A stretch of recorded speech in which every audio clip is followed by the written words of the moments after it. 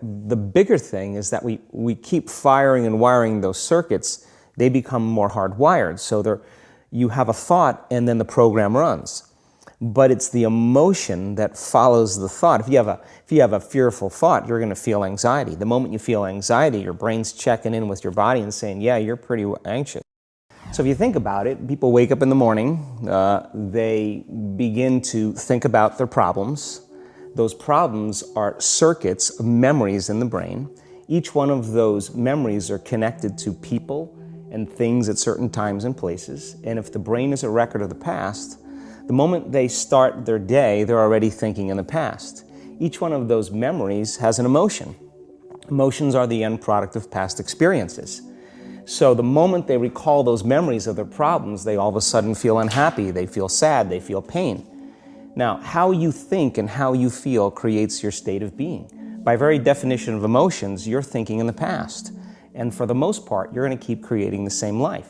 So then people grab their cell phone, they check their WhatsApp, they check their text, they check their emails, they check Facebook, they take a picture of their feet, they post it on Facebook, they tweet something, they do Instagram, they check the news, and now they feel really connected to everything that's known in their life. So the person's entire state of being when they start their day is in the past. So what does that mean? The familiar past will sooner or later be predictable future. So if you believe that your thoughts have something to do with your destiny, and you can't think greater than how you feel, or feelings have become the means of thinking, and then they go through a series of routine behaviors. They get out of bed on the same side, they go to the toilet, they get a cup of coffee, they take a shower, they get dressed, they drive to work the same way, they do the same things, they see the same people, they push the same emotional buttons, and that becomes the routine, and it becomes like a program. So now they've lost their free will to a program, and there's no unseen hand doing it to them. And that's where meditation comes in, because you can teach people through practice how to change their brainwaves, slow them down. And when they do that properly, they do enter the operating system where they can begin to make some really important changes.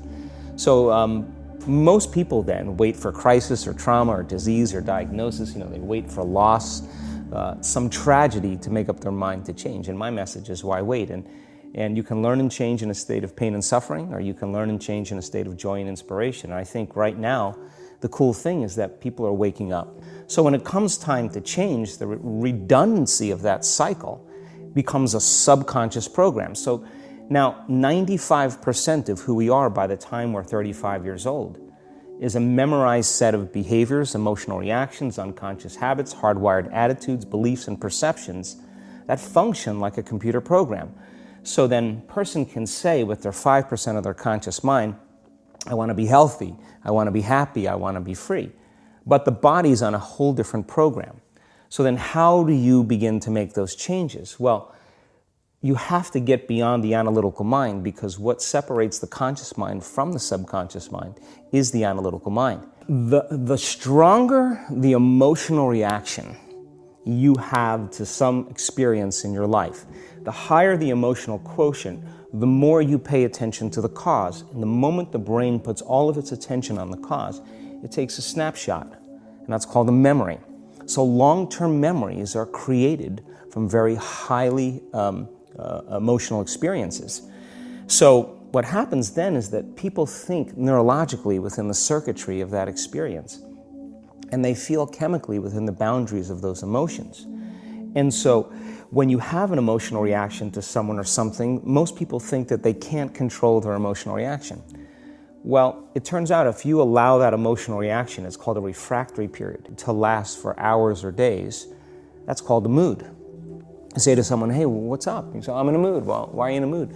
Well, I had this thing happen to me 5 days ago, and I'm having one long emotional reaction. If you keep that same emotional reaction going on for weeks or months, that's called temperament. Why is he so bitter? I don't know, let's ask him. Why is he so bitter? Why are you bitter? Well, I had this thing happen to me 9 months ago. And if you keep that same emotional reaction going on for years on end, that's called a personality trait. And so learning how to shorten your refractory period of emotional reactions is really where the work starts. So then you say to the person, why are you this way? And they'll say, I am this way because of this event that happened to me 15 or 20 years ago. And what that means from a biological standpoint is that they haven't been able to change since that event. So then the emotions from the experience tend to give the body and the brain a rush of energy. So people become addicted to the rush of those emotions, and they use the problems and conditions in their life to reaffirm their limitation, so at least they can feel something. So now when it comes time to change, you say to the person, why are you this way? Well, every time they recall the event, they're producing the same chemistry in their brain and body as if the event is occurring, firing and wiring the same circuits and sending the same emotional signature to the body. People, when they have an event, what they do is they keep recalling the event because the emotions of stress hormones, the survival emotions, are saying, pay attention to what happened because you want to be prepared if it happens again. Turns out most people spend 70% of their life living in survival and living in stress. So they're always anticipating the worst case scenario based on a past experience. And they're literally, out of the infinite potentials in the quantum field, they're selecting the worst possible outcome, and they're beginning to emotionally embrace it with fear. And they're conditioning their body into a state of fear. Do that enough times, body has a panic attack without you. You can't even predict it because it's programmed subconsciously. Well, what's the relevance behind that? Well, your body is the unconscious mind. It doesn't know the difference between the experience that's creating the emotion and the emotion that you're creating by thought alone. So the body's believing it's living in the same past experience 24 hours a day, 7 days a week, 365 days a year.